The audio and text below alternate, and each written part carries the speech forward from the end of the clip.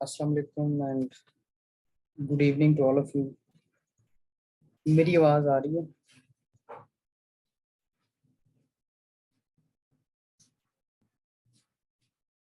मेरी आवाज़ आ रही है सबको?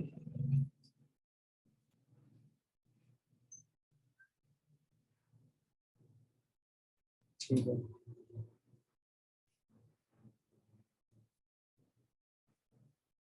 अच्छा, अभी स्टूडेंट्स थोड़े कम ऑनलाइन हुए हैं, सिर्फ 12 स्टूडेंट्स हैं अभी तक। आयजा, अपने कॉलेज नेम को भी मेंशन करें साथ।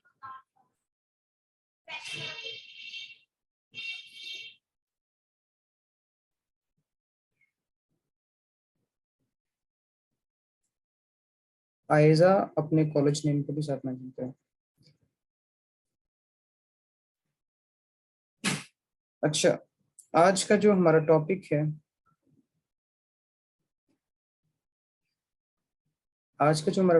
है, वो है न्यूमोथोरक्स। अच्छा, ये है कि मैं ज़्यादा मतलब होता ये है कि बार बार अगर बच्चे बीच में ना पूछ कर कहते हैं कि रिपीट करें, मैं सिर्फ 1 से 2 बार रिपीट करूंगा, उससे ज्यादा रिपीट नहीं करूंगा कोई भी चीज को। क्योंकि उससे होता ये है कि वो ना लेक्चर थोड़ा बोरिंग हो जाता है जब बार बार चीजें रिपीट की जाती हैं। तो ये है कि आपको अगर समझ ना लगे तो आप ग्रुप में मुझसे पूछ सकते हैं। एक ये है कि जब बार बार चीजें रिपीट की जाती हैं तो हमारा जो टॉपिक है वो भी कंप्लीट नहीं हो पाता। तो इसलिए ये है कि मैं 1 से 2 बार चीज़ों को रिपीट करूंगा। अब चैट में जो भी क्वेश्चन होंगे वो भी मैं आपको लास्ट पे उसके आंसर्स करूंगा। जो मैं देखूंगा जिसका आंसर देना ज़रूरी हुआ मैं उसको आंसर करूंगा, लेकिन मोस्टली मैं क्वेश्चंस को लास्ट पे एड्रेस करूंगा। और जिसको समझ ना आए वो ग्रुप में फिर मुझसे पूछ सकते हैं। अच्छा, आज का जो हमारा टॉपिक है वो है न्यूमोथोरक्स। न्यूमोथोरक्स को समझने से पहले आपको नेगेटिव प्रेशर रूम और पॉजिटिव प्रेशर रूम के बारे में आइडिया है थोड़ा, ये क्या होते हैं? क्या आपको पता है नेगेटिव प्रेशर रूम्स और पॉजिटिव प्रेशर रूम्स क्या होते हैं? किसी को पता हो मुझे बता सकता है वो।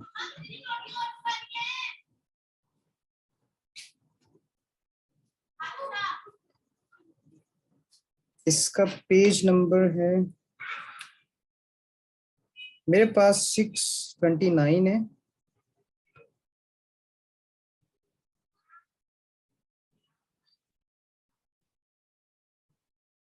मेरे पास इसका पेज नंबर 629। अच्छा, मैं पूछ रहा था कि क्या आपको पॉजिटिव प्रेशर और नेगेटिव प्रेशर रूम के बारे में थोड़ा आइडिया है? अगर नहीं पता तो फिर भी बता दें, कोई बात नहीं, मैं बता दूंगा। लेकिन आइडिया है थोड़ा बहुत तो फिर भी बता दें।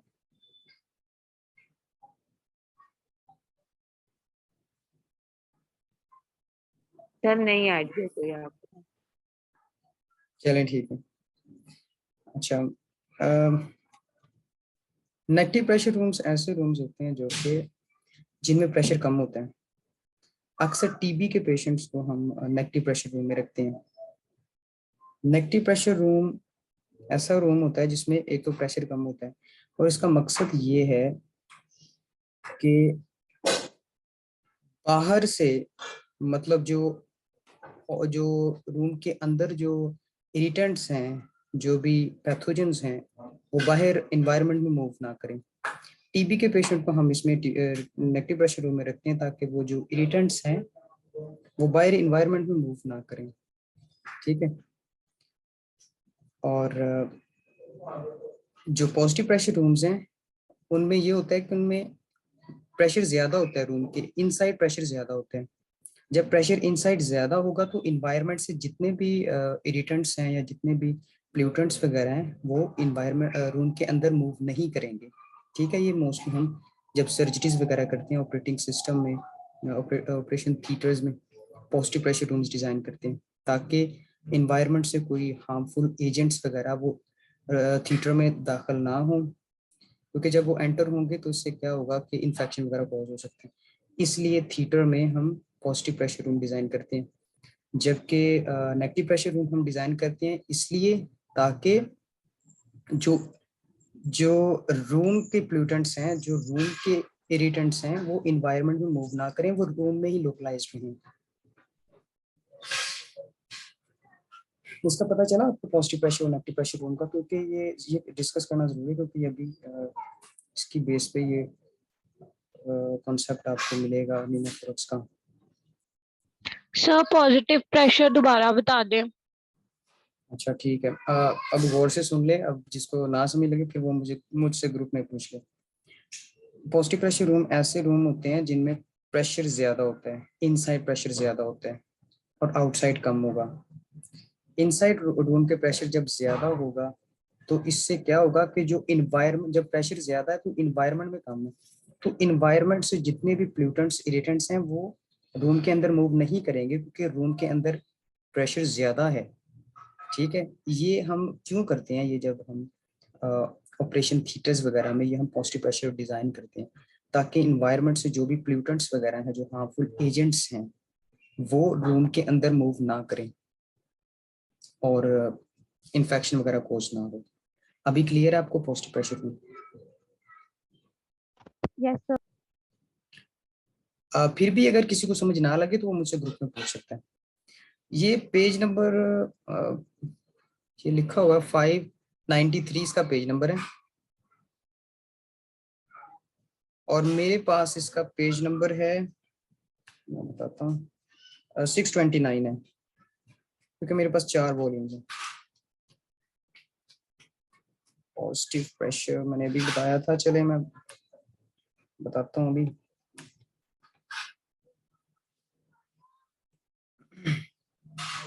पॉजिटिव प्रेशर रूम्स ऐसे रूम्स होते हैं जिनमें इनसाइड प्रेशर ज्यादा होता है रूम के अंदर और इन्वायरमेंट में प्रेशर कम होता है।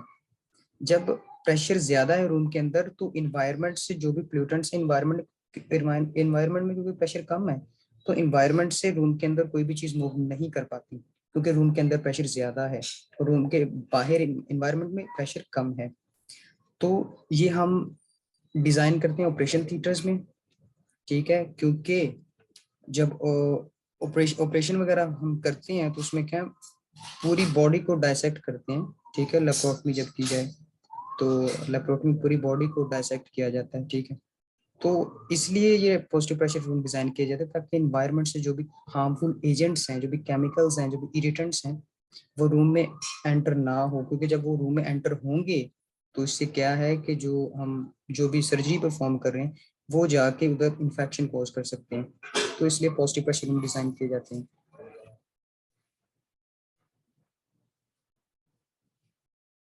अच्छा चलें, अब हम नेक्स्ट मूव करते हैं, व्हाट इज न्यूमोथोरक्स। हम आपने नेट में पढ़ा होगा सीरस मेम्ब्रेन जो है ना, 3 ऑर्गन्स हैं जिनके अराउंड सीरस मेम्ब्रेन है। सीरस मेम्ब्रेन ऐसी ये डबल लेयर है सीरस मेम्ब्रेन, एक पैराइटल प्लूरा होता है, दूसरा विसरल प्लूरा है। ये 3 ऑर्गन्स हैं, एक है हार्ट है, दूसरा लंग्स है और तीसरा एब्डोमेन है। ये 3 ऐसे ऑर्गन है जिनके अराउंड ये जो सीरस मेम्ब्रेन है। ठीक है, अब लंग्स के अराउंड भी सीरस मेम्ब्रेन है, पैराइटल प्लूरा, विसरल प्लूरा। ठीक है, अब न्यूमोथोरक्स और इसके पैराइटल प्लूरा और विसरल प्लूरा के बिटवीन एक कैविटी होती है जिसको प्लूरल कैविटी कहते हैं। ये तो आपको आइडिया होगा इसका, और उसमें फ्लूइड होता है जो कि लुब्रिकेशन वगैरह प्रोवाइड करता है। तो ये अभी तक पेज नंबर नहीं पता चला आपको, पेज नंबर 593 है। अच्छा, तो जब पैराइटल प्लूरा और विसरल प्लूरा कोई किसी भी वजह से, अगर विसरल प्लूरा या पैराइटल प्लूरा अगर ब्रेक हो जाए किसी भी वजह से, तो क्या होगा कि उसके अंदर एयर एक्यूमुलेट कर जाएगी। ठीक है, न्यूमोथोरक्स की डेफिनेशन सबसे पहले लिखें, फिर मैं आपको इसको समझाऊंगा। न्यूमोथोरक्स की डेफिनेशन ये है, accumulation of air in the pleural cavity is called pneumothorax. Accumulation of air in the pleural cavity is called pneumothorax. जब प्लूरल कैविटी में एयर की एक्यूमुलेशन हो जाए उसको न्यूमोथोरक्स कहते हैं। अब ये कैसे हो सकती है एक्यूमुलेशन इसकी, वो जब भी पैराइटल प्लूरा ब्रीच कर जाए या ब्रेक हो जाए, ठीक है, या विसरल प्लूरा ब्रीच कर जाए, ठीक है, उनमें होल वगैरह जनरेट हो जाए, तो उससे क्या होगा कि एयर इनमें आएगी प्लूरल कैविटी में। तो जब एयर एक्यूमुलेट हो जाएगी उस कंडीशन को हम न्यूमोथोरक्स कहते हैं। ये कॉन्सेप्ट क्लियर है आपको न्यूमोथोरक्स का? इसकी डेफिनेशन क्लियर है? डेफिनेशन क्लियर होना बहुत जरूरी है क्योंकि नेक्स्ट इसकी टाइप्स भी हमने पढ़नी है, तो वो फिर उधर आपको ये जरूरी है। अच्छा, न्यूमोथोरक्स में जब किसी भी वजह से, अब कॉजेज नेक्स्ट हम पढ़ेंगे इसकी टाइप्स में, किस वजह से ये होता है न्यूमोथोरक्स। इसकी ना बेसिक 3 टाइप्स हैं न्यूमोथोरक्स की। सबसे पहले हमारे पास है सिंपल न्यूमोथोरक्स। सिंपल न्यूमोथोरक्स ऐसी टाइप है न्यूमोथोरक्स की जिसमें इसमें ये होता है कि सेल ब्लेब्स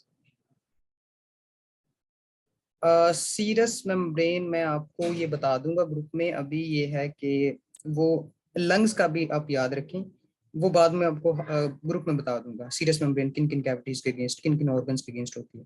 अभी आप इसको सुन लें, बस आप ये याद रखें कि लंग के अराउंड भी सीरस मेम्ब्रेन होती है। सीरस मेम्ब्रेन में क्या 2 लेयर्स होती हैं, पैराइटल प्लूरा, दूसरा विसरल प्लूरा, और इसके बिटवीन प्लूरल कैविटी होती है।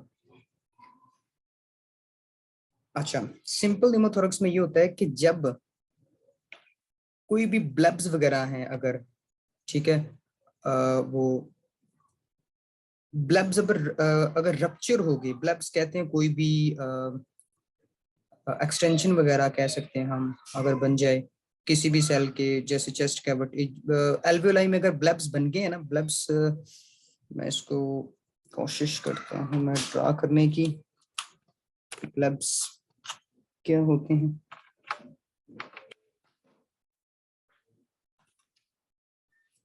एक मिनट।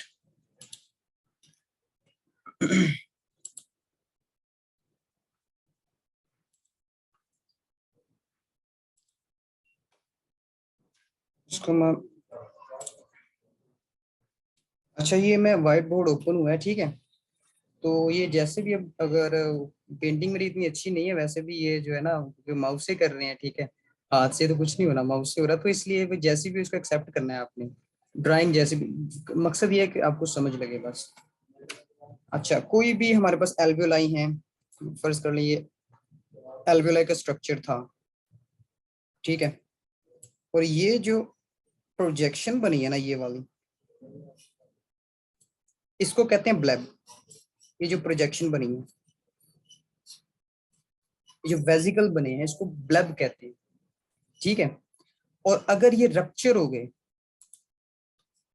अगर ये ब्लेब्स रप्चर हो गए, ठीक है, तो फिर क्या होगा कि ये जो पैराइटल प्लूरा, जो आउटसाइड पैराइटल प्लूरा होती है, इनसाइड विसरल प्लूरा है, और इसके अगेंस्ट बिटवीन जो प्लूरल कैविटी है, जब ये रप्चर होगी तो क्या होगा कि फिर एयर जो है, फर्ज करें अगर विसरल प्लूरा रप्चर होगी, ठीक है, क्योंकि ये जब रप्चर होगा ना, जब ये रप्चर होगा ब्लेब, तो फिर साथ में विसरल प्लूरा भी या पैराइटल प्लूरा भी रप्चर होगी।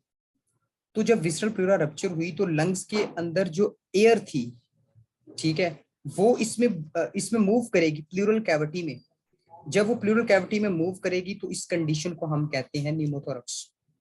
ये सिंपल न्यूमोथोरक्स है। इसकी समझ लगी आपको सिंपल न्यूमोथोरक्स की? ये था सिंपल न्यूमोथोरक्स। सिंपल न्यूमोथोरक्स क्लियर है? ब्लब्स किसी भी वजह से बन सकते हैं। ब्लब्स जो है अगर प्रेशर इंक्रीज होता है ना एल्वियोलाई में, या कोई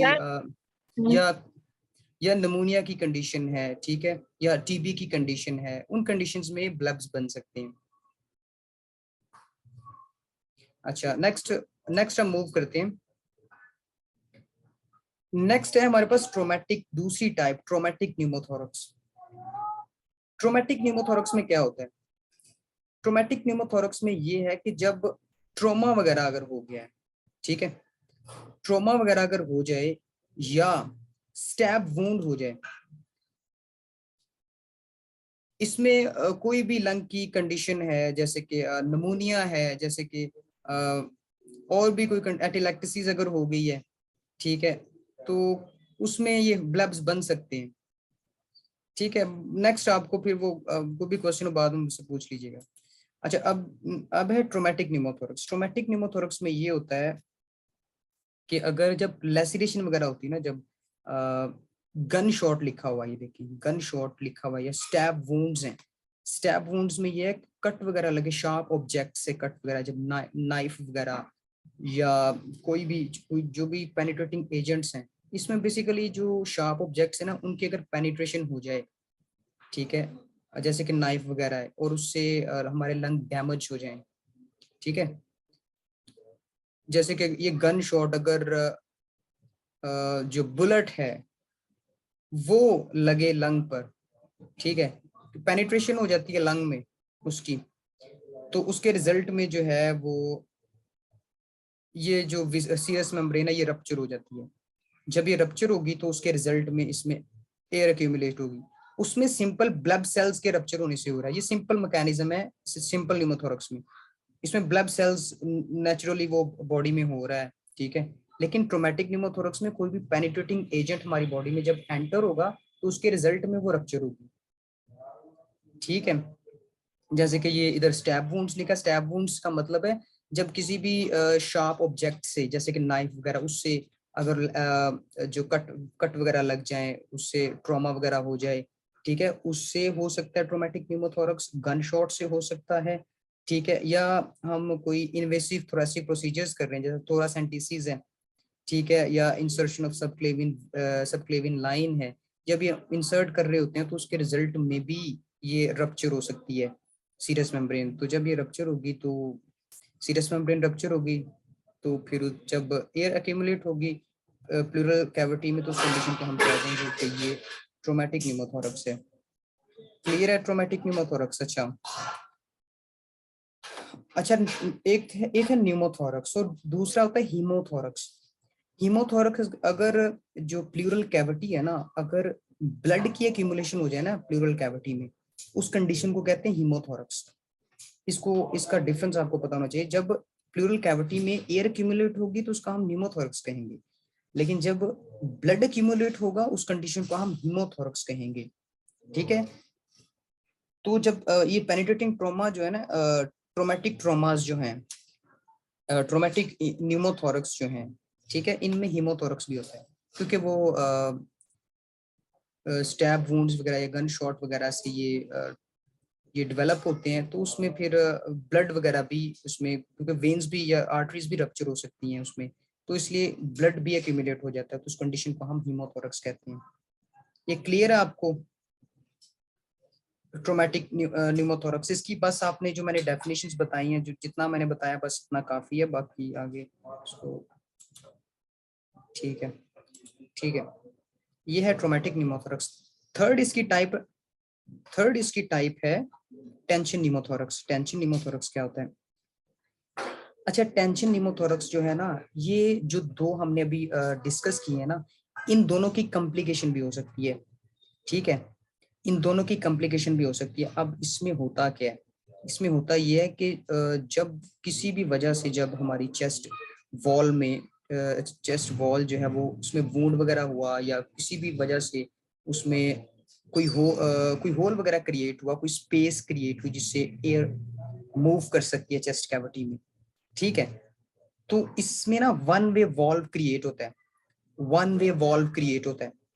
वन वे वॉल्व का मतलब ये है, मैं इसको इधर कोशिश करता हूँ समझाने व्हाइट बोर्ड पे। इसमें ये होता है कि ये जो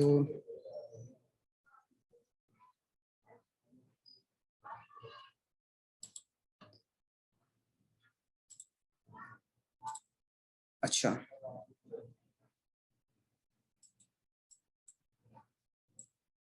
अच्छा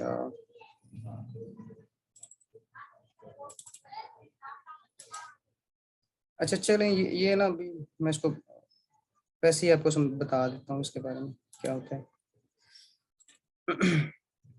क्योंकि ज्यादा टाइम लग रहा है। जो टेंशन न्यूमोथोरक्स में वन वे वॉल्व क्रिएट होता है।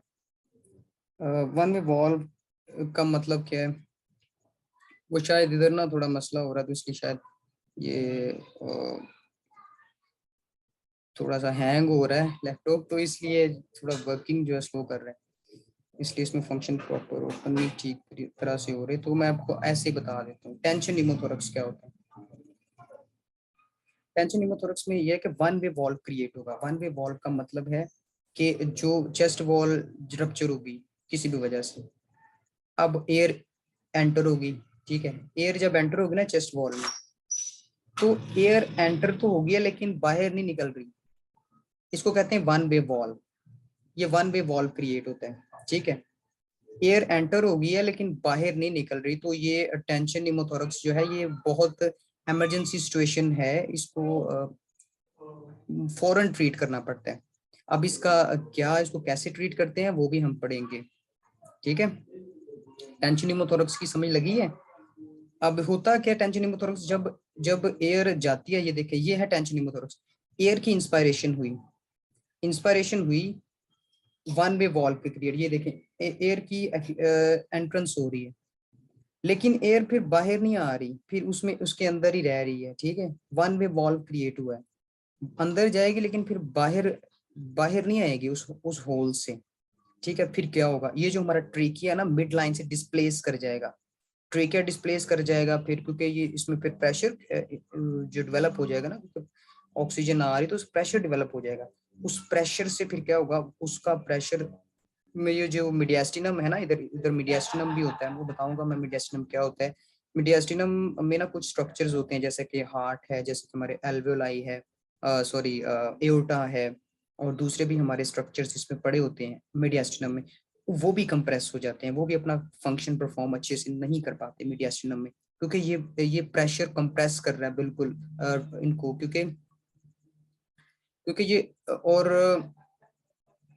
कॉन्स्टेंटली प्रेशर इन पर पड़ रहा है, तो इसलिए ये ना कंप्रेस हो जाते हैं, हार्ट भी कंप्रेस होगा, एओर्टा, सारे स्ट्रक्चर जितने मीडियास्टिनम में पड़े वो सारे अफेक्ट होंगे।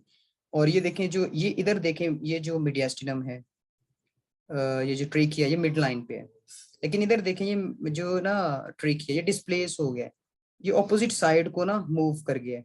मीडियास्टिनल स्ट्रक्चर्स भी इसी तरह ऑपोजिट साइड को मूव करते हैं, अपनी नॉर्मल पोजीशन से वो मूव कर जाते हैं, ठीक है।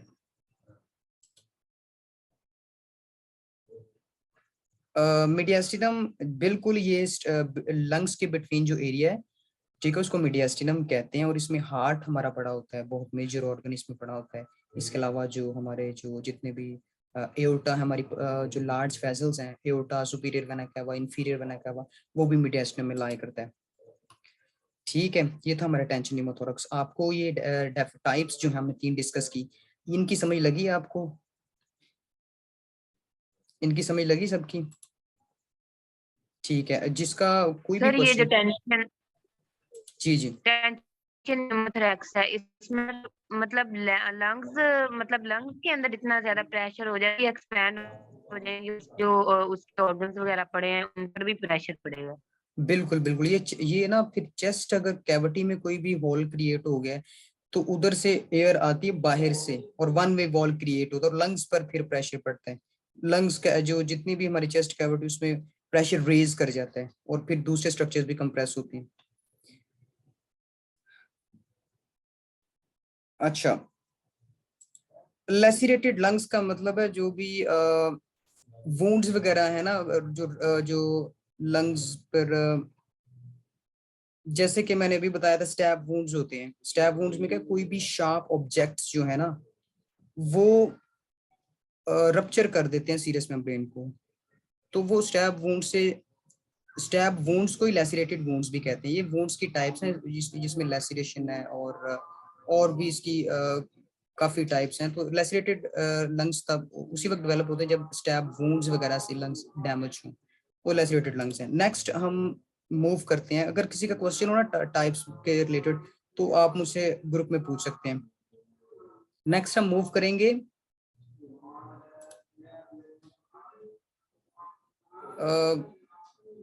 मैं अब ना इसको दोबारा रिपीट नहीं करूंगा, क्योंकि पहले ही मैंने दो तीन दफा रिपीट कर चुका हूँ मैं, तो इसको मैं बाद में फिर ग्रुप में मैं बताऊंगा।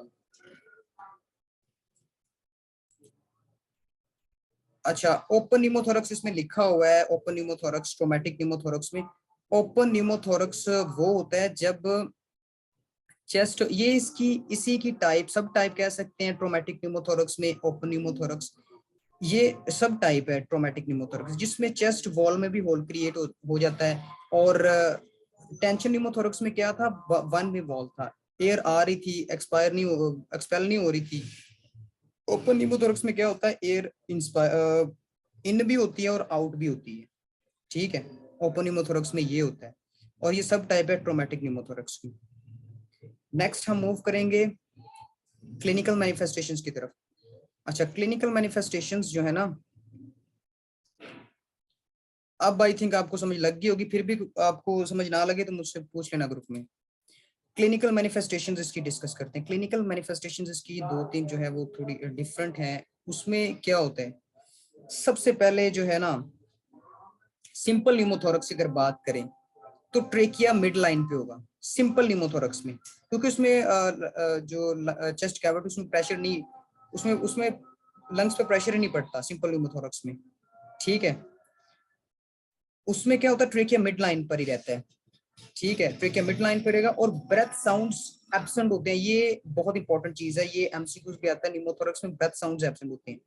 ये आप हेल्थ असेसमेंट में पढ़ेंगे, breath sounds normal breath sounds होते हैं, ट्रेकियल, ब्रोंकियल, ब्रोंकोवेसिकुलर, वेसिकुलर, ये नॉर्मल ब्रेथ साउंड्स हैं, ये आप हेल्थ असेसमेंट में पढ़ेंगे, ठीक है। और ये जितने भी ब्रेथ साउंड्स हैं ना वो एब्सेंट होते हैं न्यूमोथोरक्स में, इस बात को आपने याद रखना है, ये एमसीक्यूज है, ठीक है। और दूसरा, परकशन जब हम करते हैं ना, जब हम परकशन करेंगे तो नॉर्मल लंग्स पर हमको लंग्स पर या तो हमको नॉर्मल साउंड प्रोड्यूस होगा या हाइपर रेजोनेंस प्रोड्यूस होगी। परकशन ये भी टेक्निक है, आपने हेल्थ असेसमेंट में पढ़ी होगी, जिसमें हम एक प्लेक्सर होता है, एक प्लेक्सीमीटर होता है, एक जो है राइट हैंड की जो फिंगर है, मिडिल फिंगर, उसको टैप करते हैं किसी भी ऑर्गन पर, अपना लेफ्ट हैंड रखते हैं और उस पर हम टैप करते हैं, ठीक है, तो साउंड प्रोड्यूस होता है। ये परकशन टेक्निक है, ये आप हेल्थ असेसमेंट में पढ़ेंगे। तो उससे भी, जब परकशन के भी ना फिर साउंड्स होते हैं, परकशन के भी अगर रेस्पिरेटरी सिस्टम में हम जा रहे हैं तो उसमें परकशन नोट्स 4 किस्म के होते हैं, ठीक है। वो डल होता है, रेजोनेंस होता है, हाइपर रेजोनेंस होता है। मैं उसकी डिटेल में नहीं जाऊंगा क्योंकि उसकी जरूरत नहीं है, आपने बस इतना याद रखना है कि परकशन जब करते हैं ना सिंपल न्यूमोथोरक्स में, तो उसमें हाइपर रेजोनेंस साउंड प्रोड्यूस होता है, ठीक है, हाइपर रेजोनेंस साउंड प्रोड्यूस होगा। आपने सिंपल न्यूमोथोरक्स में ये चीजें याद रखनी है। ट्रेकिया जो है वो मिड लाइन पर होगा, ब्रेथ साउंड्स एब्सेंट होंगे, और नंबर 3 पे आपने जो बात याद रखनी वो ये है कि परकशन जब करते हैं चेस्ट वॉल की, तो उसमें या तो नॉर्मल होते हैं या हाइपर रेजोनेंस साउंड प्रोड्यूस होते हैं। फिर टेंशन न्यूमोथोरक्स में क्या होता है, टेंशन न्यूमोथोरक्स में अभी हमने डिस्कस किया था, टेंशन न्यूमोथोरक्स में ट्रेकिया डिस्प्लेस्ड करता है थोड़ा सा, वो मिड लाइन पे नहीं होता, वो शिफ्ट कर जाता है ऑपोजिट साइड पर, ठीक है। और इसमें ये चीज थोड़ी डिफरेंट है टेंशन न्यूमोथोरक्स में। और ब्रेथ साउंड्स इसमें भी एब्सेंट होते हैं, क्योंकि न्यूमोथोरक्स है तो न्यूमोथोरक्स की सब टाइप्स में ना ये ब्रेथ साउंड्स एब्सेंट होते हैं। और परकशन जब करते हैं तो उसमें भी हाइपर रेजोनेंस प्रोड्यूस होती है। ये आपने डिफरेंस जो है ना, एक ही पॉइंट जो मेजर है वो डिफर करता है इनका, कि ट्रेकिया उसमें मिड लाइन पे होता है, इसमें थोड़ा सा ऑपोजिट साइड पे शिफ्ट कर जाता है। इन पॉइंट्स को आपने याद रखना है। बाकी वही सिम्टम्स है, ये आखिरी 2 लाइनें पढ़ के देख लें, वही सिम्टम्स हैं, एयर हंगर, एजिटेशन, इन हाइपोक्सिया, वही सेंट्रल सियानोसिस, हाइपोटेंशन, टेकिकार्डिया। इसमें कोई भी न्यू सिम्टम है तो मुझे बता दें, वही पुरानी है जो हमने पढ़ी थी। बस ये है कि ये जो हमने अभी डिस्कस किए सिंपल न्यूमोथोरक्स और टेंशन न्यूमोथोरक्स की कुछ 2-3 पॉइंट्स, वो आपने लाजमी ये देखते हैं क्योंकि ये इंपॉर्टेंट चीजें हैं, ठीक है। इसकी क्लियर समझ लगी आपको, क्लिनिकल मैनिफेस्टेशंस की क्लियर है ये?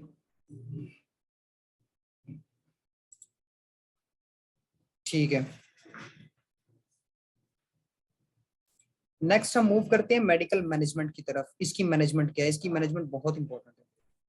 इसमें सबसे पहले ना हम करते हैं 2 प्रोसेस, हम करते हैं इसमें 2 प्रोसीजर, क्योंकि ये एक मेडिकल इमरजेंसी है, इमरजेंसी सिचुएशन है, ठीक है। एक हमारे पास एक सीजन भी था, ठीक है, गुड डॉक्टर, शायद आप लोगों ने देखा हो, गुड डॉक्टर एक सीजन था, मुझे भी इनका शौक वगैरह नहीं है सीजन देखने का, लेकिन मैंने थोड़ा सा ये देखा क्योंकि ये थोड़ा साइंटिफिक था थोड़ा सीजन, इसलिए मैंने थोड़ा सा स्टार्टिंग में ही देखा था। उसमें भी क्या होता है कि एक जो होता है ना, एक लड़का होता है, उसको उसके चोट लगती है और उसको ट्रोमेटिक न्यूमोथोरक्स उसको डेवलप होता है, चोट लगती है उसके और उसको न्यूमोथोरक्स डेवलप होता है। अब ये ना आपने मुझे बताना उसको कौन सा न्यूमोथोरक्स था, ठीक है, टाइप कौन सी थी, ये आपने मुझे बताना है। ठीक है, अब हम इसकी मैनेजमेंट करते हैं, मैनेजमेंट क्या होगी। ठीक है, इसकी मैनेजमेंट में ये है कि इसमें 2 प्रोसेस हम करते हैं। ट्रोमेटिक, अच्छा ठीक है, इसकी मैनेजमेंट जो है ना, हम इसमें 2 प्रोसेस हैं।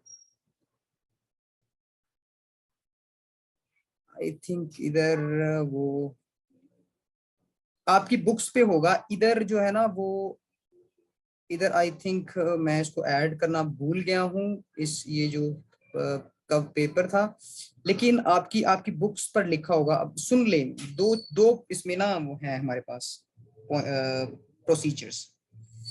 एक है नीडल एस्पिरेशन डीकम्प्रेशन, इसको आप लिख लें, ये ना काफी लेंथी प्रोसेस है, लेकिन मैं आपको मेन मेन इसके पॉइंट्स बताऊंगा।